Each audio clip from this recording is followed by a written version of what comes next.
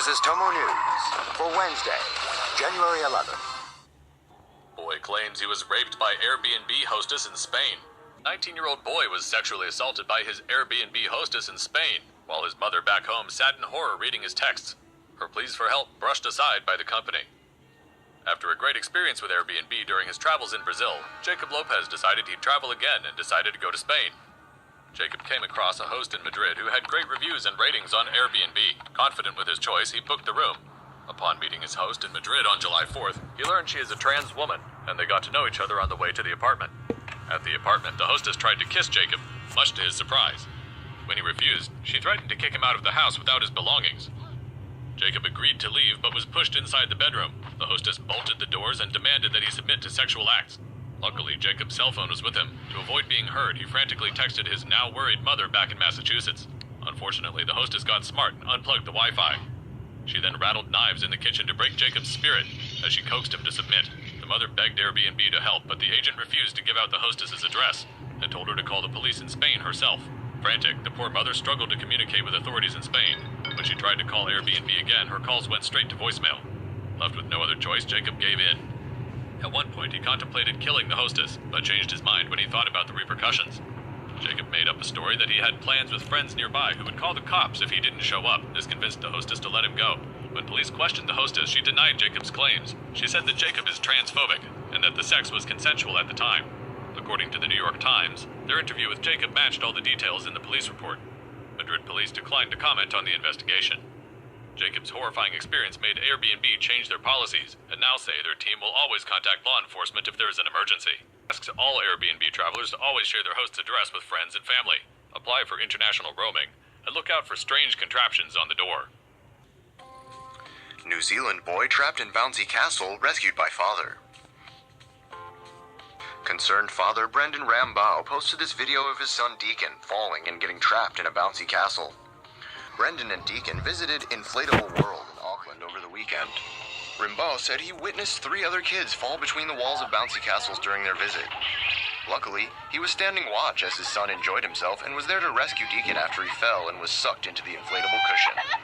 To make matters worse, Rimbaud said he talked to employees at Inflatable World about the incident and they couldn't care less.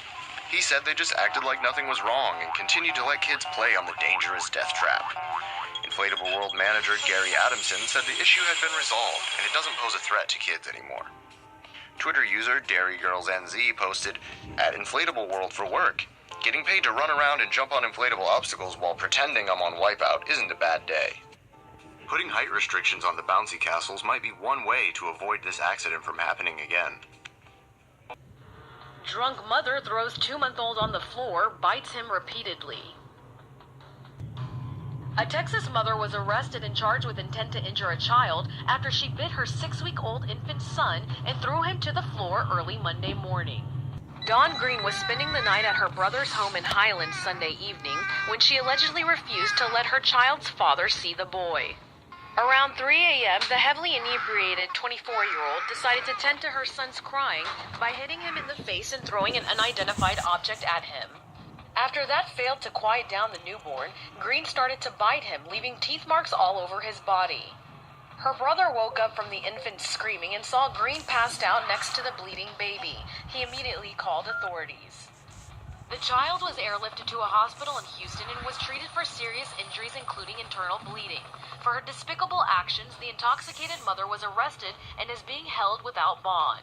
According to court records we obtained, Green has a history of DUI charges. No word yet if the judge has ruled her as a negligent mother or one that suffers from postpartum depression. For Tomo News, I'm Mary Matai. That's one lucky pup. A Staffordshire Bull Terrier puppy named Macy is lucky to be alive after an extremely close encounter with a kitchen knife. Her owner first noticed the 12-week-old pup making a squeaking sound and thought she'd swallowed a toy. Then the pup became sick and started choking, despite no sign of a toy. When they got to the vet, blood was coming out of Macy's nose. Her owner's worries quickly turned to shock, however, after it was discovered the pup had a knife in her gut.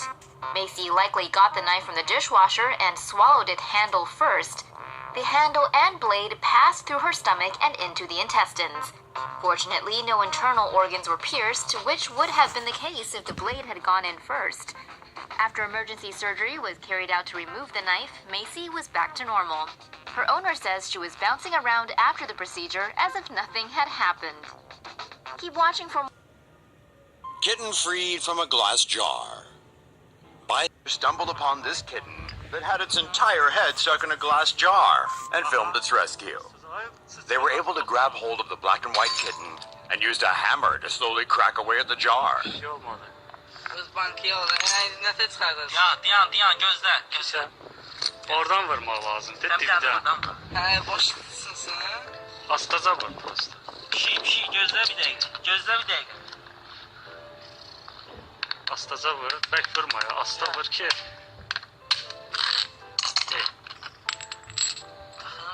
Asta çıxart. Çıxmadı. Gözlə. Onu fırlatmaq lazım. Eləmə, kəsicək başını, gözlə. Uzan pişik, uzan. Until eventually the kitten was freed. Now, we're not sure if that was really the best way to free a kitten that's stuck in a jar, but things could have gone a whole lot worse. Başına da nə var? Girl stripped naked, beaten, photos posted to social media. 4 students at Jiangsu University have all been arrested in connection with an assault case. The victim was a 19-year-old freshman at the university who'd gone camping with another group of women. One of the women accused the victim of stealing her mobile phone. The victim denied it, but the bully said she didn't believe her and stripped the victim down to her birthday suit under the pretense of searching for her phone. The 4 then began punching and kicking the victim. The 4 women then dragged the victim to a nearby bed and breakfast motel where they continued beating her and even cutting her hair with a pair of scissors. One of the bullies took photos and posted them to social media along with the caption, "So you think you can steal other people's stuff just because you're rich? How do you like your punishment?" Once the bullies left, the victim used the hotel phone to call the police. Police have arrested the 4 women on assault charges. Mine worker miraculously survives after being impaled. A mine worker in South Africa survived after being impaled by a 6-foot metal rod while working in an underground mine shaft. On January 10th at 3 p.m., Daniel DeWitt was working in one of Sibanye Gold's mines 3.5 kilometers underground. At around 3:15 p.m., he was using an instrument called a gaula to unblock a drain that had been clogged by mud. The instrument is 1.8 meters long and about 2.5 centimeters in diameter. It is sharp on one end and blunt on the other. At around 3:35 p.m., DeWitt's foot slipped, and the gaula went through his legs, penetrated his body, and came out his back below his left shoulder blade. At 3:47, emergency crews secured him to a stretcher. The helicopter then transported him to Netcare Mill Park Hospital. At 6:34 p.m., he underwent surgery. 19 days later, and minus his left kidney, DeWitt was able to walk again and was discharged from hospital. DeWitt is already back on duty, working with the rescue team, putting out fires and unblocking muddied dams.